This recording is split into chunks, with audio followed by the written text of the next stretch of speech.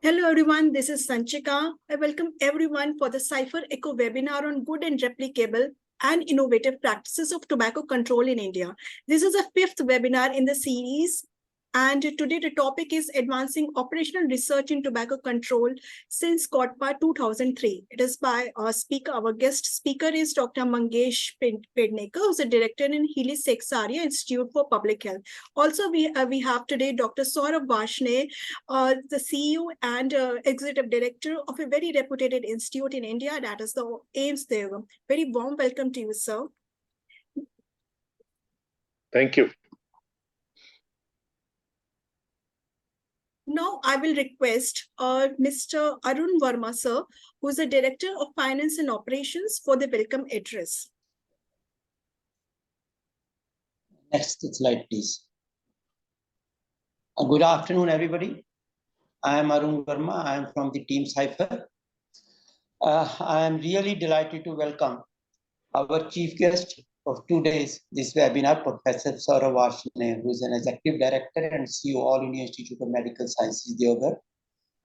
Professor Sonu Goel could not join today's, and I welcome Dr. Mangesh S. Pednekar, who is our resource person for today, who is a director in the Healis, as well as he is a founder member of this Healis, who will be now making a very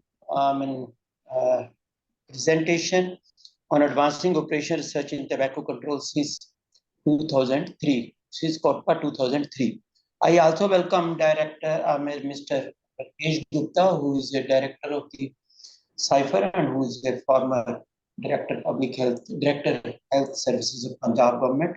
I also welcome Dr. Sanchika Gupta, Manager Projects from the ECHO. I also welcome our eminent participants as well as public health students who are part of this webinar, who have joined recently on this seminar. As you know, Strategic Institute of Public Health Education and Research was established in 2018 with the fundamental purpose of creating a specialized public health workforce that can plan, execute, and monitor national health programs and public health initiatives for tackling emerging public health challenges. We are working on all public health issues with a special focus on non-communicable diseases. In the last 4.5 years, we have organized more than 90 physical as well as virtual workshops and consultations.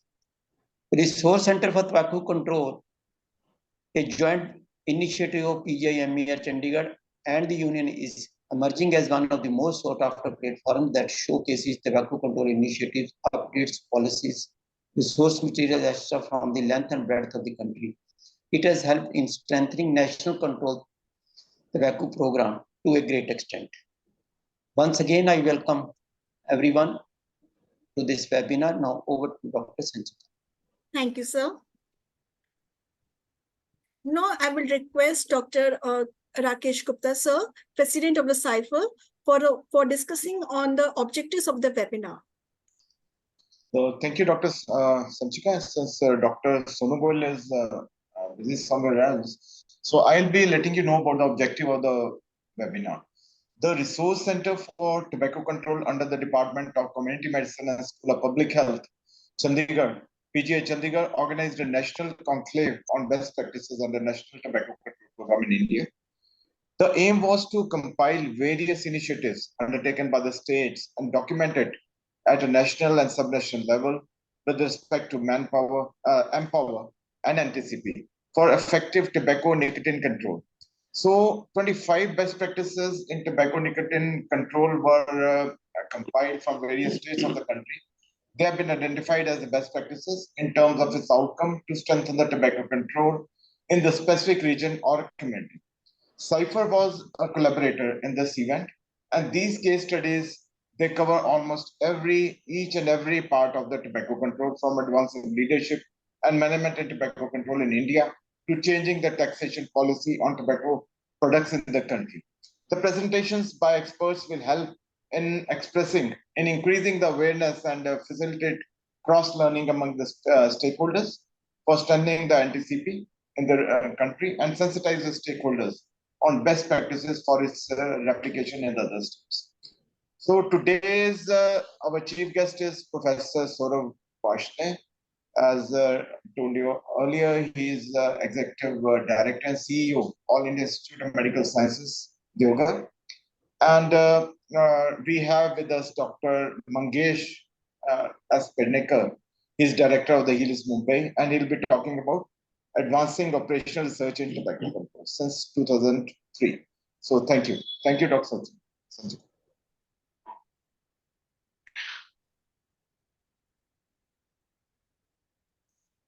Thank you, sir. Now I would request Dr. Rakesh to introduce our chief guest, sir, Professor Dr. Saurabh Vashney. So we are actually honored to have Professor Dr. Saurabh Vashney with us. As I told you, he's the Executive Director and CEO of the AIIMS Deoghar. He's a national member, IMA Standing Committee for National Initiative for Safe Sound, and national member, IMA Standing Committee on Cancer and Tobacco Control, member Standing Committee, Building and Auditorium, NISS. He's also member WHO SEAR Group on Deafness. He's member of the Sound Hearing International Group. He's member of the Specialist Board, ENT, since he's an ENT specialist. National Consultant, FOPL. Then he's also member Healthcare Sector Skill, member Institute of Senate and Institute Senate of IIT, Dhanbad. He is a State Nodal Officer, Uttarakhand State NPPCD. So till 2013, he was the State Nodal Officer. Then Indian Contact International Agency on Tobacco and Health. So this was in 2002, 2008. And he has been awarded various scholarships and various awards have been given to him. So we are really honored, sir, to have you with us. I met him recently in a meeting, in a consultation on BDs, actually, in Delhi. It was organized by AIIMS Jodhpur. So we welcome you, sir. Thank you.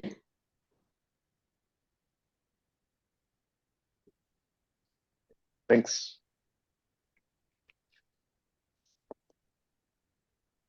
So, Dr. Saurabh, I will request you to please talk about this webinar. So, thank you very much for those kind words, Dr. Rakesh.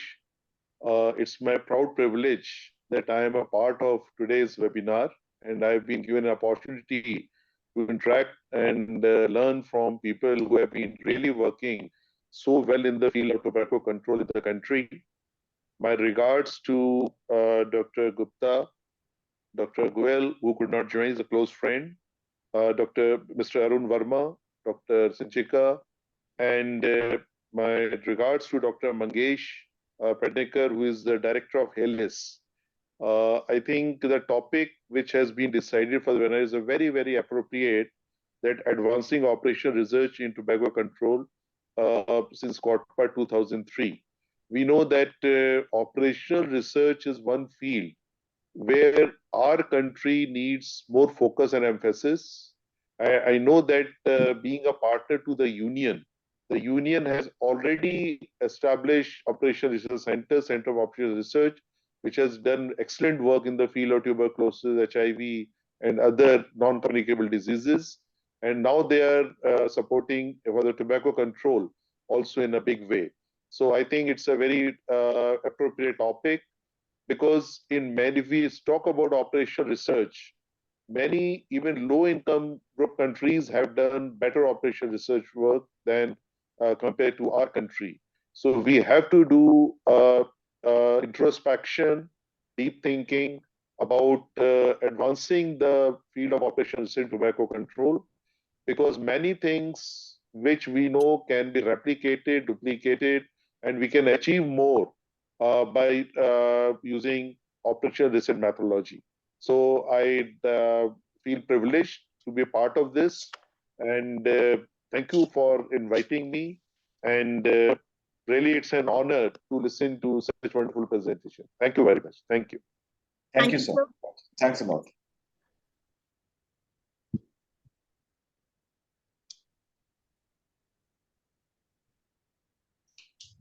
Now moving forward, I would like to introduce you. Our guest speaker for today is Dr. Mangesh S. Pednekar, who is a director of Healis in Mumbai. Dr. Mangesh is one of the founding core team members of the organization. He's also a visiting scientist at the Harvard T. Chan School of Public Health in USA. His academic accomplishments include a doctorate in epidemiology from the School of Public Health, University of Tampere, Finland, and a master's in statistics from Mumbai University. Dr. Mangesh is actively leading in many national and international epidemiological research studies. He has already published more than 100 scientific research articles in high impact factor national and international journals, and has also contributed as an author in some books and scientific reports. He also serves on editorial board of few scientific journals and has served as a reviewer for many national and international scientific journals. A very warm welcome to you, sir. Over to you, sir. Thank you. So thank you very much for providing me this opportunity. So I really thank organizers and our chief guest, Dr. Saurabh. It is very nice to get interaction, like know you and meeting you first time on this webinar. So very much looking forward to like interact you in future as well. So I must say that the brief introductory talk provided by chief guest basically has set the platform for what are the basically requirement of operation research in relation to tobacco control. So I am very, very delighted to share, as Dr. Saurabh was mentioning about, like even some of the lower income countries are also doing better operation research in the context of like, but I am very delighted to share in case of the tobacco control, I must say the kind of experience and specifically methodology I'll be sharing in this presentation, which is basically of a very high international standard, because this study is based on a multi-center, like global project, which having a standard methodology and standard tool adopted across many countries in the world. And this is the kind of a first study initiative which is taken with major focus primarily on policy and policy implementation, because a lot of research is done in relation to harmful effects of like risk factors and other, but policy focus thinking in the terms of the prospective cohort approach. So this is the kind of a first study which is going on like across more than 30-40 countries for almost more than 2 decades. And that has contributed very significantly in terms of the improving the policies, also monitoring the policy, and significantly contributing the tobacco control efforts, not just in India, in the across the world. So can we go to the next slide, please? So overall, I will try to cover next 30 to 35 minutes. So main objectives. Then I will be briefly talking about the TCP India survey. Then I will be more talking about the sampling plan for each state, as this is a multi-state kind of project. And then we will be also introducing a concept called replenishment plan. So how we can replenish the loss to follow members, so that we're also able to maintain a uniform standard kind of sample, which can provide a significant findings throughout the longer period of time. So can we go to the next slide, please? Okay, just to state you, like some of you might have heard who are working in the tobacco control, that International Tobacco Control Project is basically a multi-country prospective cohort study designed primarily to measure psychological and behavioral impact of key policies of WHO FCTC. So that is the reason I say that the focus of this research is primarily based on policy and policy-related research. So this ITC survey is being conducted in more than 30 countries for almost more than 2 decades. And some of the countries basically are doing the surveys annually, so they can track the progress of the tobacco control policy-related research annually, as compared to like some of the bigger countries and low-resource countries. So it has been like 3 years, 5 years, or subsequently, depending upon the funding available. So talking about this ITC project global, so it is called TCP project in India. For obvious reason, we are not calling this as a ITC project in India, because most of you might be knowing that we have an Indian tobacco company, which is also abbreviated as ITC. So that's the reason the starting point, we changed the tobacco ITC project name in India to Tobacco Control Policy TCP project, and is again a kind of a prospective cohort study. So interestingly, how like even a smaller sample, if it is selected in a systematic way and maintained in a systematic way, can result in a kind of a representative study finding over the period of longer period of time. Can we go to the next slide, please? So I think, see, most of the participants on this kind of webinar are well aware of the tobacco control policies in India. So I will not spend a lot of time on stating about which policy is introduced when and why. But I would like to highlight the important point, the timing of the TCB survey. So if you look at the timing of the TCB survey, the pilot study was conducted around 2007. Then the recruitment of the cohort was done in between 2010 and 11, where we have recruited around 8,000 tobacco users and around 2,500 non-tobacco users. And these cohort, basically, we have followed subsequently. The first follow-up was done between 2012 and 13, and the second follow-up was done between 2018 and 19. So if you look at the year, so these are the years, basically the major tobacco control policies in India was introduced, or basically major changes were implemented. So that is the reason this survey provides a significant platform in terms of the tracking, how the existing policies are progressing, and at the same time, any changes or any major changes happen during the subsequent year, how they are impacting to tobacco users as well as to the non. So can we go to the next slide, please? Okay, so the primary objective of this TCB project can be broadly categorized into three main objectives, where we are trying to study the effectiveness study aims, mediation and moderation study aim, and contextual study aim. So each study aim we can discuss subsequently. So we can, next slide, please. So if you can see clearly, the effectiveness study aim primarily we are trying to study is to examine whether a policy introduced in India will affect the self-reported tobacco use behavior.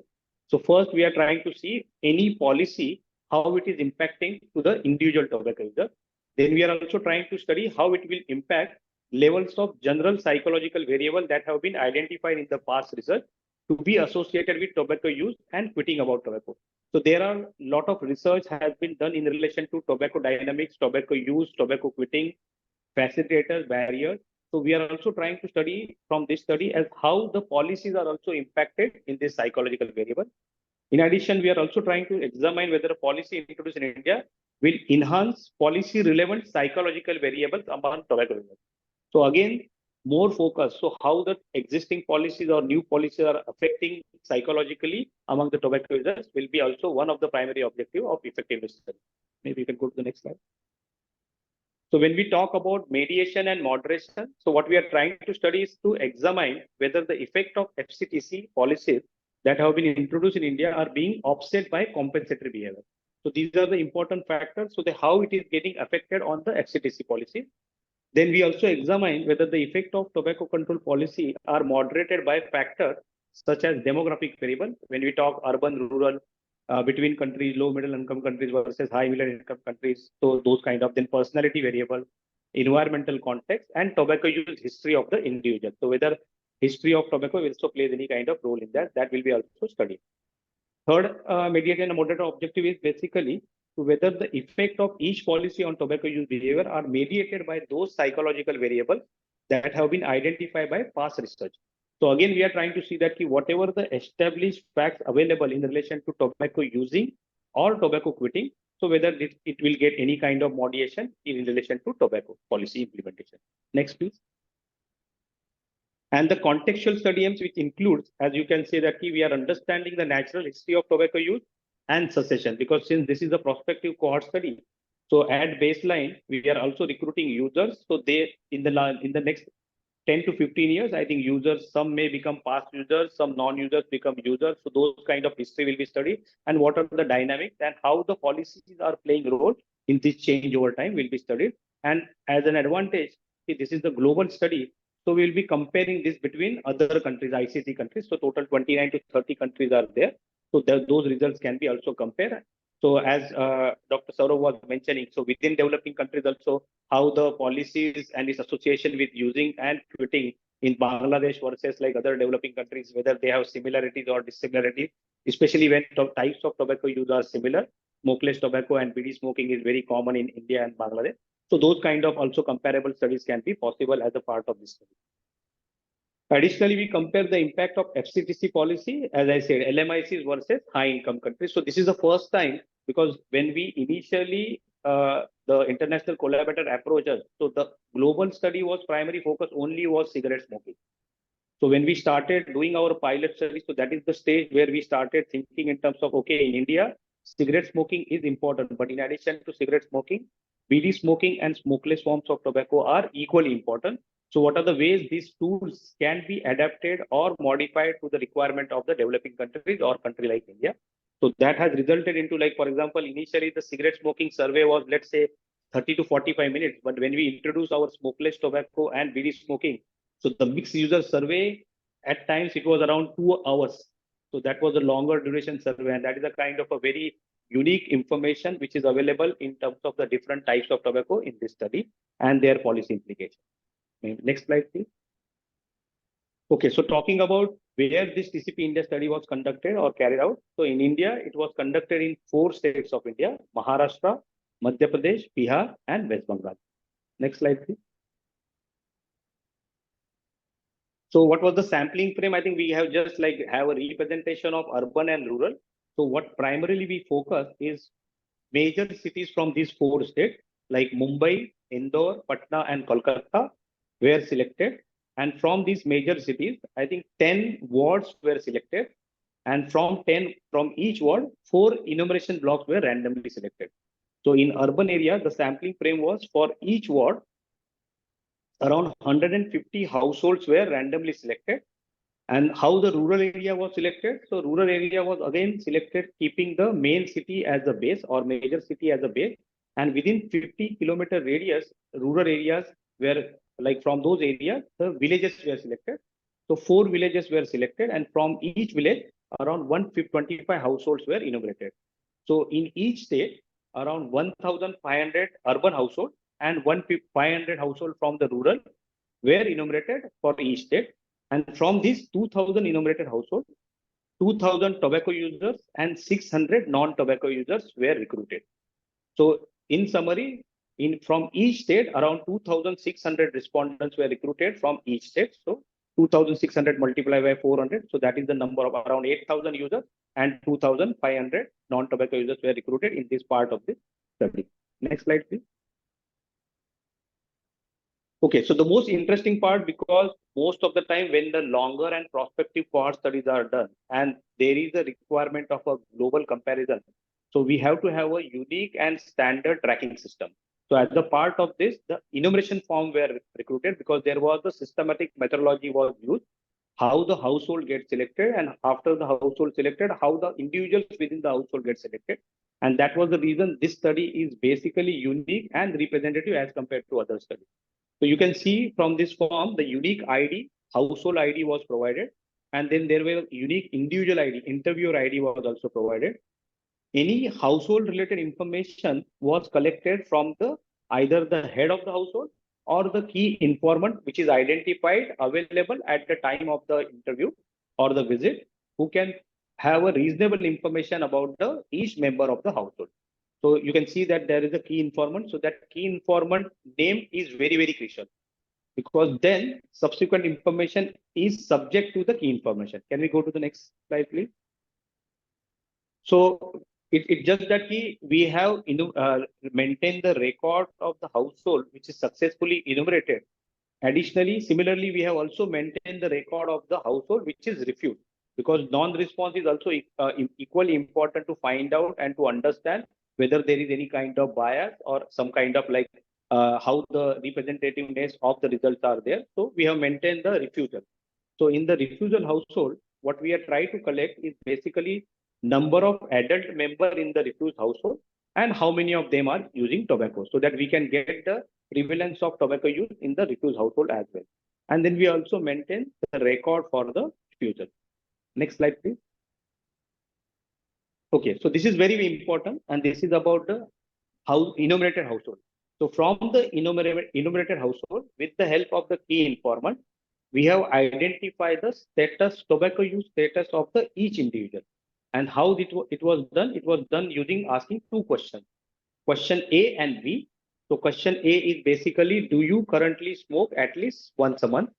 So if somebody says yes, so he will be basically a current smoker. And question B is, do you currently use smokeless tobacco at least once a month? If somebody says yes, so he'll be current smokeless tobacco use. And if anybody says yes to both A and B, So they will be categorized as a mixed user, those who use smoking as well as smokeless. And anybody who says no to both A and B will be recorded as a non-user. Next slide, please. So with these questions and criteria, so as you can see that the first person listed on this form B1 in the household information form is the key informant. So first we identified the key informant, then we have collected the demographic information of gender, age, his individual tobacco use status, and similarly the family members tobacco use status. And additionally, we have also recorded the relationship to the informant. So all other household members who are enumerated from this household, so their relationship to the key informant interview was also maintained. And you can see that each individual's gender, age, and their tobacco use status were recorded. Next slide, please.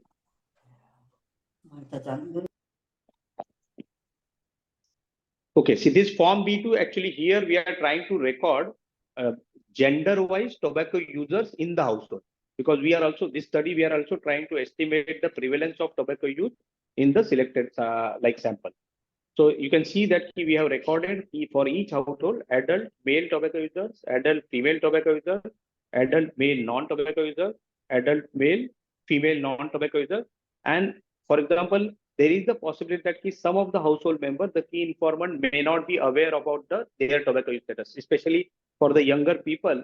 The parents may or may not know that whether their children or adolescents are using. So unknown status were also recorded, because this is as recorded by the key informant. So this information was recorded. Additionally, we also have recorded number of children aged 0 to 5, 6 to 12, and 13 to 14. So this information was also recorded. And finally, any household key informant we provide all this information. So they were given a code of 12 that this household is successfully enumerated. Next slide, please. Okay, so after the household is successfully enumerated, then it starts with the individual level. So from the household member, we have to select, we have to approach the users and non-users to complete the required survey. So then again, we are maintaining, because it is not possible that each survey will take place on the first visit itself. So that is the reason in this survey, we are systematically recording individual status until the interview is completed. For example, what you see in the screen, this individual ID number 3, 15 July, he was approached first time. So on his first visit, he informed that he is too busy. So he asked the interviewer to come back on 18 July. So our interviewer went back on 18 July. And then on that day, he has completed that survey. So code 7, in the above, you can see that code 7 is basically the interview is completed. So this information was recorded for each individual. Next slide, please. Again, as you know, this is a prospective cohort study. So, and this will be longer term follow-up. So we required complete address again to go back to that individual household. So household address and phone number and PIN code was properly recorded. In addition to that, we also recorded alternative contact person who is basically not living in the same household, who can be close relative, close friend, who will be knowing about the status of that individual in his absence. So that is the reason that alternative contact number was created, his address, his telephone number, and his relationship to the informant was also maintained. So just to find out how reliable that person will be knowing about the family. So this information was found to be very useful in the follow-up times. Next slide, please. Okay, so now since we have listed n number of people in the household, so how the tobacco users will be selected from each household and how the non-users will be selected from each household. So from any given household, so maximum 4 family members who are 15 years and above, who are tobacco users of any kind, can be eligible to participate in this survey. If any household has only 4 or fewer number of tobacco users, everybody will be interviewed. For example, in any household, there are 3 tobacco users, so all the 3 members will be interviewed as a tobacco user. But if there are more than 4 tobacco users in any household, then the priority will be given to all females. So all female members of that household will be interviewed first. So if it up to 4, so maximum, if in any household there are 4 females are there, all 4 females will be interviewed, and then person will go to the next household.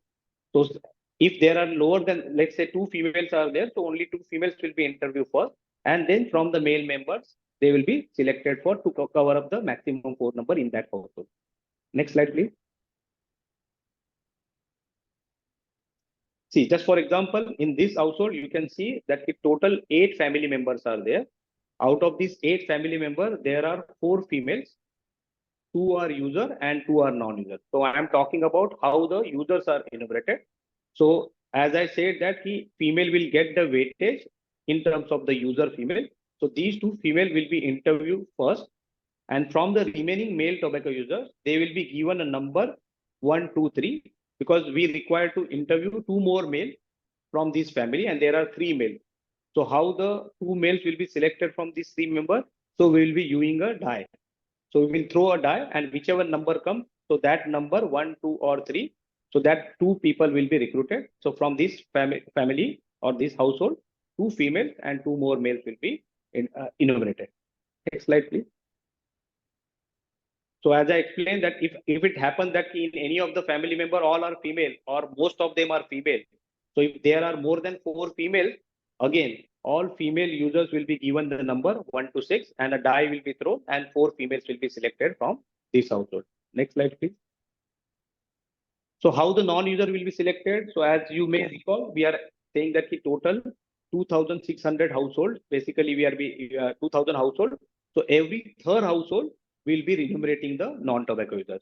So every out of the total 2,000 households, so every third household non-users will be recruited. So around 6,000 non-users will be enumerated per state. Next slide, please. So again, what if there are more non-users in the household? So again, the same methodology, but here male, female will be given equal weightage. So if there are 4 adult, male or female are non-users, so numbers will be given irrespective of their gender, 1, 2, 3, 4, and the die will be thrown, and the number which gets selected, that person will be recruited in this study. Next, please. So in general, this household survey basically will be information will be provided by the head of the household and the key informant. And the individual survey, there are 7 different types of survey were administered. So there will be only cigarette smoker, so C survey will be administered. Only BD smoker, B survey will be administered. Dual smoker, if somebody is cigarette as well as BD smoker, so the dual smoker survey will be administered. If somebody is exclusive smokeless tobacco user, then L survey will be administered. And if somebody is mixed user, so we name them as the M survey. Anybody who is a smoker as well as smokeless tobacco user, so M survey will be administered.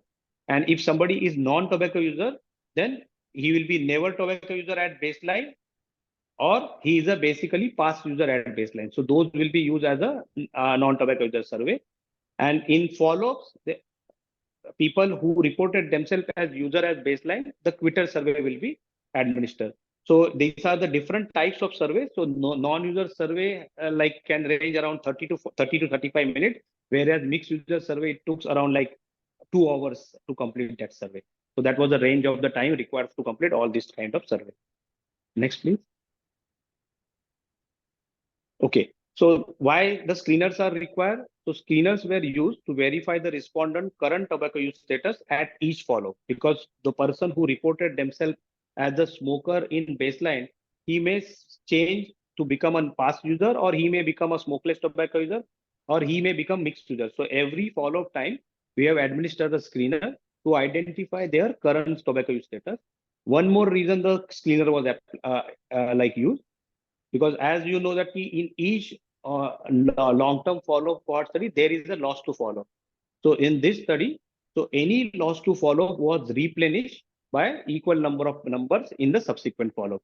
So this is the kind of, so at any given time, the cohort size remains same across the 15 to 20 years.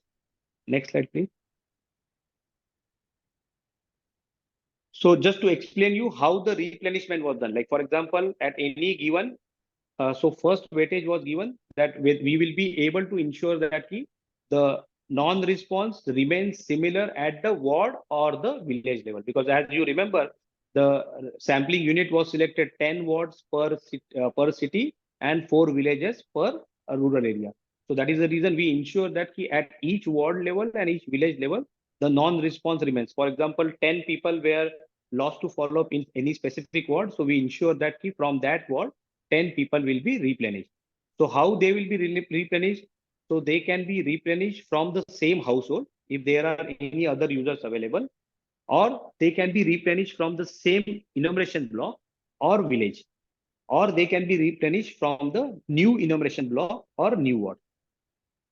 So this is how the replenishment, and we prefer to replenish younger cohort members. Like for example, you can see that I have mentioned that 15 to 20 and 15 to 80. If any member is lost to follow from baseline survey or wave 1, so the new cohort member replenished was in the age between 15 to 20. And if anybody who is recruited in the first follow-up or wave 2, they will be replenished between the age 15 to 18 to take care of the age difference between, years between two surveys. Next slide, please. Okay, so in summary, so this is why this study was unique and representative, because we followed a systematic approach, and this approach was followed across all ITC countries of this project. So then we initially at baseline we contacted, and for follow-up we have recontacted the household. Then we identify the key informant or head of the household, and the head of the household survey was administered. And then after the head of the household survey enumeration is done, then we randomly select the users and non-users from the household and then get the consent from them, administer cleaner or survey, and check the survey for completeness and move to the next household. So there is a special case available that substitute was allowed only in the case of adult non-user of tobacco in the same household if there was a specific reason that he is for health reason or not available for longer period of time, or due to some kind of language barrier, if he is not able to continue in the study, only then the non-users can be replaced from the same house as a special case in this study. Next slide, please. Okay, these are some of the pictures of our field investigator and the survey in actual their home. So these are pictures from Madhya Pradesh, Bihar, West Bengal, and Maharashtra. These are some of our interview, and the small token of appreciation was given to them as a part of their time to the survey. Next slide, please. So the most interesting part, I'm not talking a lot about like study finding, but I'm here primarily focusing about loss to follow-up and how systematically this loss to follow-up can address by replenishing the cohort member. So if you can see that this slide is talking about user versus non-user. As you know, that we have to be very mindful about whether in loss to follow-up introduce any kind of bias. So if you look at these results, overall, you can see that around 11% to 10 to 11% non-users as well as users were lost to follow at the first follow. Whereas in the second follow, that is wave 3, you can see that around 30% user and 30% non-users, they were lost to. So that's the reason. So the loss to follow in the context of users and non-users, they were similar. So there is no specific only users were leaving the study or only non-users were left. Those kind of problems were not there in this study with this systematic approach. The next slide is about whether any loss to follow differences was there between male and female. Yes, to some extent, as we always know that male is the working population. So most of the time, the non-response was slightly higher in male than in female in wave 2 as well as wave 3. But you can see that throughout the study period, we are able to maintain around 6,300 male and around 4,200 female across next 10 years of time. So with this replenishment strategy was able to be useful in terms of maintaining the cohort size same throughout the period. Next slide, please. So urban rural study. This is another there is a as we know that urban people are more time constraint are there, a lot of busy lives are there, and especially when we are talking about major city. So it is estimated that urban non-response will be higher than the rural non-response, and it is quite visible in this study also across all the 4 states and between waves also. And as you can see, but this replenishment strategy is able to help us maintain around 7,700 participate in urban area and 2,800 participate in rural area. And the loss to follow was slightly higher, than around 12% in urban area versus 8% in rural area. But this replenishment strategy help us to maintain the cohort size similar across the 10-year period. Next slide, please. So basically, on this note, I would like to acknowledge our as Healis member, also my co-investigator and study team member, and our international collaborator for this study is University of Waterloo, Canada, and they are the one who is also running the project across all the 29 different countries as well. So next slide, please.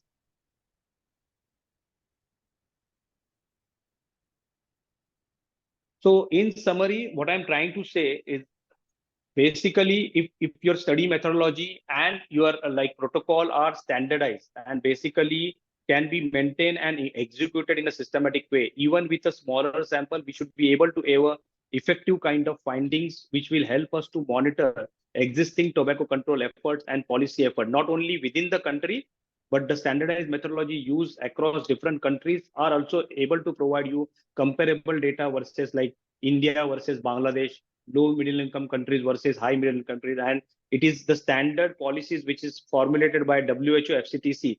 So those are the same measures are basically used and followed across the survey across the country. So this is the reason even this systematic way of approach is going to help. And you can see that the global adult tobacco survey is another example of similar kind of standardization done across the country. And that is also providing a systematic comparable data available in the country. So on this note, next slide, please. I would like to thank you for your participation. I am happy to take any questions.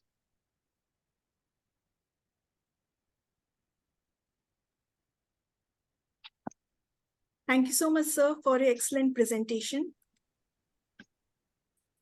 Thank you.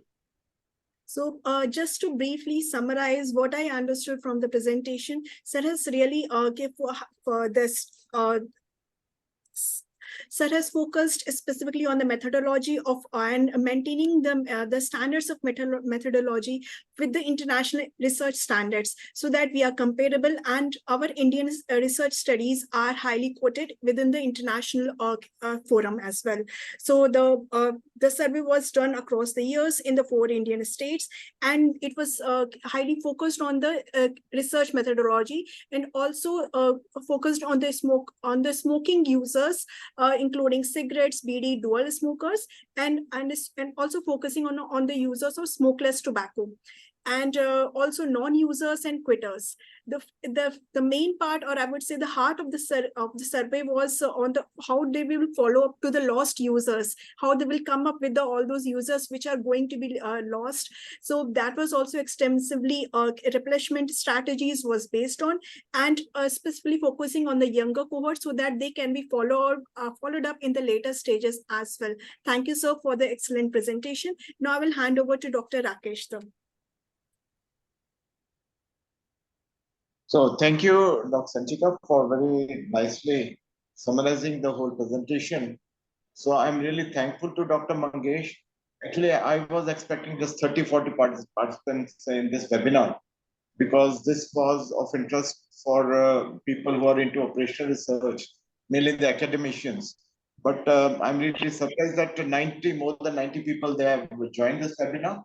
And I hope, because I'll have to see the recording again to comprehend what has been actually said. So being a clinician and into public health for some time, but it is really difficult to comprehend for people like us. But those academicians or the public health students, they'll be able to comprehend it better. So thank you, Dr. Mangesh. Dr. Sanchika, can you take a snapshot of everyone? I'll request all to please switch on their videos so that we can take a snapshot.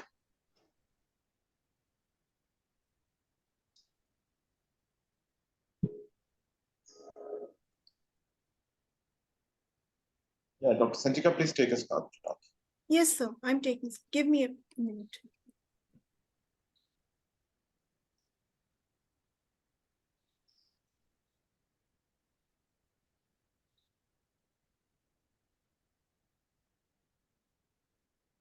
It's done, sir.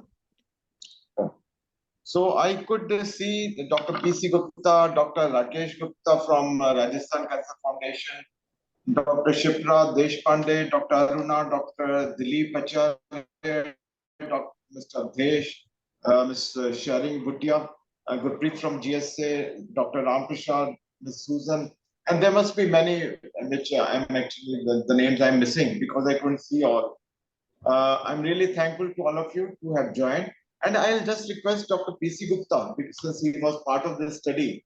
In fact, he initiated the study. So I'll just request him to just let us know. So, just give his comments first. Thank you very much, Rakesh, for asking me to sort of comment on this. I think Dr. Pednekar has presented extremely well in minute details the methodology, survey methodology of this study. And as he said, Jeff Fong had started this ITC, what he called ITC, in International Tobacco Control Policy Project in several countries with uniform methodology. You know, when he came to me and we agreed to do it in India, it became a much larger study than it is there in other countries, simply because, as Dr. Pednekar explained, everybody else had one questionnaire on cigarette, and we had to develop and administer 5 different questionnaires, you know, on BDs, cigarettes, smokeless tobacco, and mixed use. So we had to have different questionnaire for every group, and some of them, as you said, became very long also. But the survey was administered, has been repeated 3 times. And if you see the questionnaires, you know, it's a huge wealth of information. And we have analyzed quite a bit of it. In fact, for the first TCP wave 1, a very detailed report was made, and it's available on our Healis website and also on Waterloo website. Then for second wave also, there is a report that is available. For third wave, there is a technical report, and almost continuously research papers are being written using this data on the effect of all the measures that are there in India on the tobacco control policy. And in fact, we invite researchers everywhere in this audience and as well as anywhere to look at our data set, look at our report, look at our questionnaire, and think whether they would like to use the data to address a question of their, a policy question of their interest. And if they think that they can do it using the data and would like to use our data, they can simply write to us. It has to go through a protocol since it's a joint collaborative project. The proposal has to go through a protocol, and if it is accepted, the relevant data set are made available to the researchers, and they can write and publish. Of course, in that is always in collaboration. Several papers have been already published in this way, and more are under publication. So I encourage everybody to really use this huge data set for answering specific questions that they have in mind, or exploring ideas further on tobacco control policy, effect of the intervention measures and policy measures on actual use of effect on the use of tobacco and other parameters. So thank you very much. Thank you all very much for your attention, and thank you, Rakesh, for giving me this opportunity. Thank you, sir. Thanks a lot. In fact, just to add to Dr. Gupta's point, I think there are already few people have done their PhD using TCP data, TCP India data, and this data has been used for master thesis, not just Indian student, but international student. So as Dr. Gupta said, we are very much welcoming if any PhD student or any researcher wanted to use data and like publish and use for dissertation, we'll be very happy to collaborate. Thanks for the offer. So, Dr. Saurabh, can you please briefly comment upon the presentation? Yeah. Dr. Gupta, I think it was a wonderful presentation of an excellent work done in our country. And it was very well drafted protocol and follow-up, as mentioned by Dr. Mangesh, presented, and Dr. Gupta has already mentioned that so much has been extracted from this work, excellent work done by this group. And further, there is a hope that we can use this information for further publications. So I think that is itself speaks about the wonderful work that has been done. What I only want to point out is that I think as we started the interaction with that operational research in our country needs more focus and emphasis. And I think such kind of work is definitely will be a guiding force to think about among the researchers to take up operational research in a more outcome-based mode. And what we need to focus more also in our countries on the longitudinal research, because what we have been doing research, but I think it was a wonderful cohort study they mentioned, and that longitudinal research is also a need, because when we talk about because we know as a scientist that every research is based on the two criteria, cause effect, effect cause, is vice versa like that. So a longitudinal research is also need of the country, and it's the need of the world also, but need of the country means I talk about our country. So thank you and congratulations for sharing such a wonderful work. And I think many researchers will be encouraged to do something like this, at least take their help in whatever the data they have collected. So that can also be converted into research outcomes and publications. Thank you very much. Thank you. Thanks a lot. Thank you. So if anybody has any question or if there's any comment, I can see Dr. So anybody can just unmute yourself and just ask questions, please. Or if you have any comment to make. So I can see Dr. Sahana.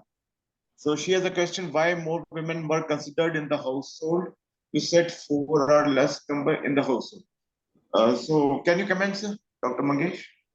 Yeah, I think see as you know, basically the weightage was given to women is basically to have a proportionate balance, because most of the time in most of the surveys the like male get recruited more as compared to female, and at the same time we also wanted to get a representative sample of women in this study, and that is the reason we have given more weightage, especially in the context of user only. So more, and especially like when you talk about like rural areas and the prevalence of, like we are here trying to study the different types of tobacco use. So women, smokeless tobacco use prevalence is comparable, and then but at the same time smoking women is also low. And if you compare the prevalence of tobacco use among male versus female, so male has higher prevalence than female. So that's the reason we know that to get a reasonable number of like female tobacco users, so we have to give a slightly higher weightage to female tobacco users as compared to male tobacco users. So there's another question from Dr. Aruna. She says that role of extraneous factors influencing tobacco use behavior during follow-up. So this is a question. What is the question? The role of extraneous factors influencing tobacco use behavior during follow-up. Or Dr. Aruna, you can just put the question yourself. Just unmute and just put your question. Yes, sir. Like during the follow-up surveys, like was there any role of this tobacco control policies on the tobacco use behavior among the recruited population, the cohort? Yeah, obviously, I think see it was quite visible in terms of see again, one of the interesting observations when I mentioned at the beginning of the presentation, the timing of TCP survey were important, because for example, the survey like administered around a major policy which is implemented. So Yeah. in a period of 6 to 9 months or 6 to 1 year.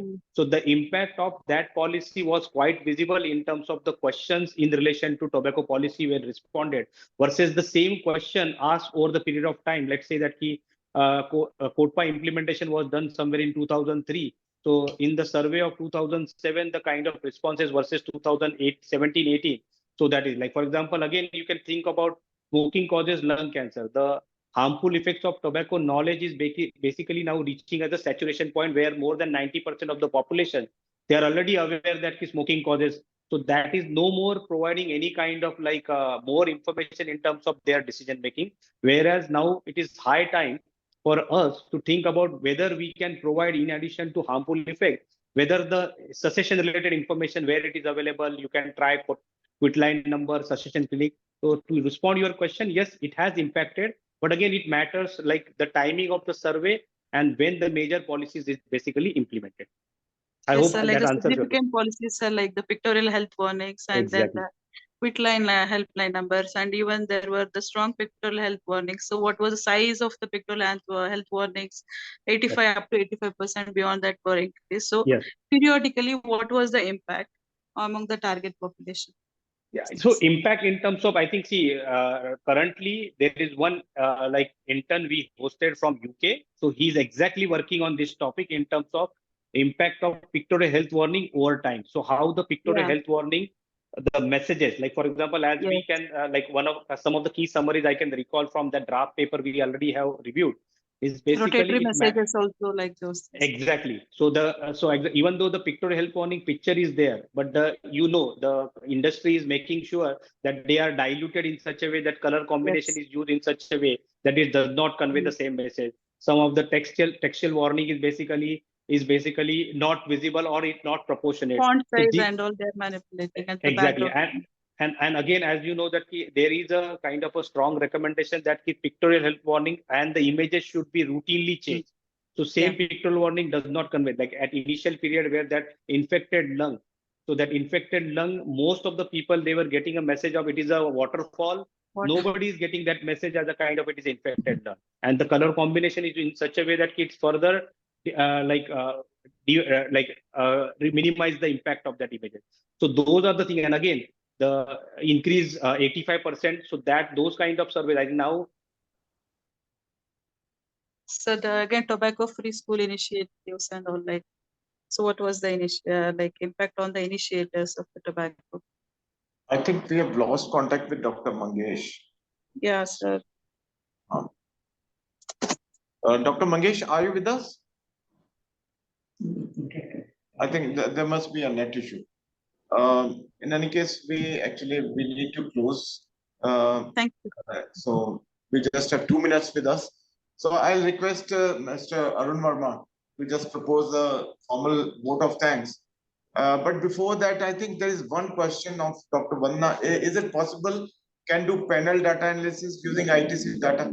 Dr. Mangesh is not here, so he won't be able to answer. But if Dr. PC Gupta is with us, he can answer that.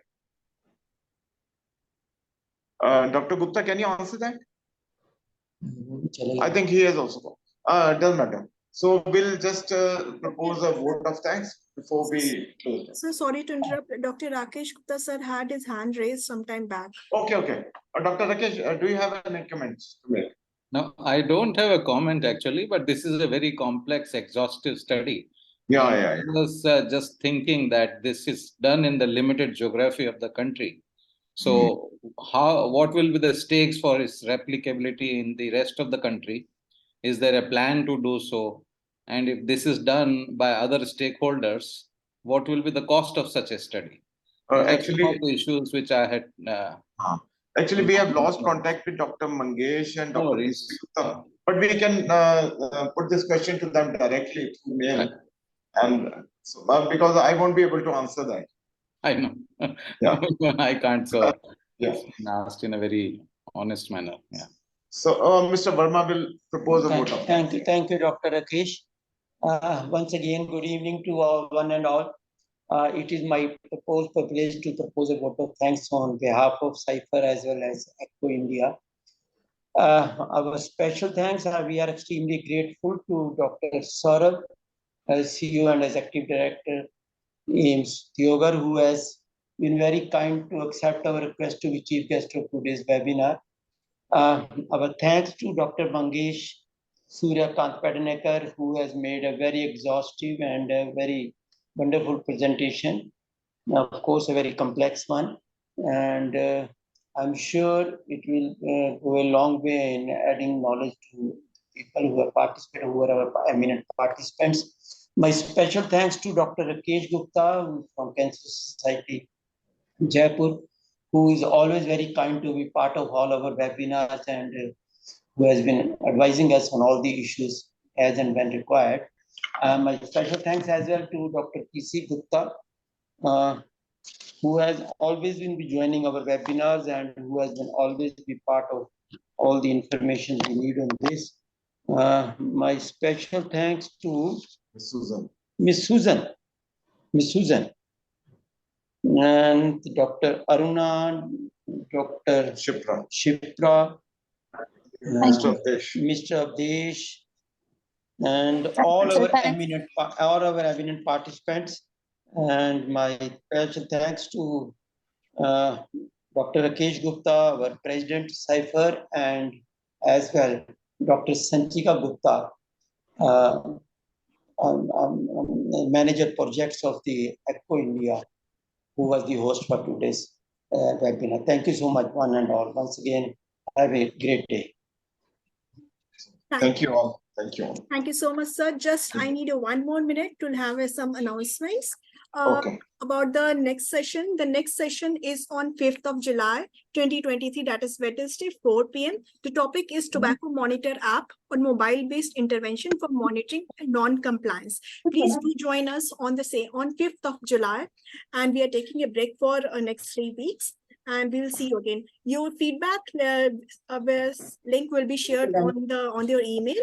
Please check your email for filling the feedback form. Your feedbacks will be highly solicited and will help us in improving the quality of the sessions in the future. Thank you so much for joining us today. We will see you again on 5th of July. Thank you. Okay. Namaskar. Thank you all. Thank you all.